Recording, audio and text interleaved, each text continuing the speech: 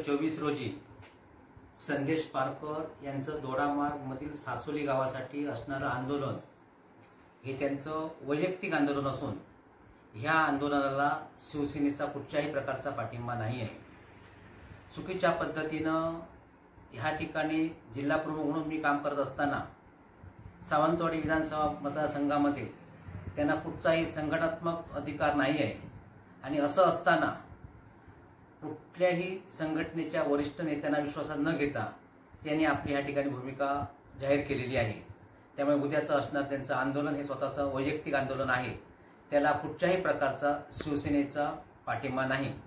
त्याचबरोबर आज राष्ट्रवादीचे जिल्हाध्यक्ष, काँग्रेसचे जिल्हाध्यक्ष यांच्याशी बोलणी झाल्यानंतर त्यांना आम्ही सांगितलं की काल परवापर्यंत आणि आजपर्यंत आम्ही गाववाल्यांसोबत आहोत आणि गाववाल्यांसोबतच राहणार आहोत।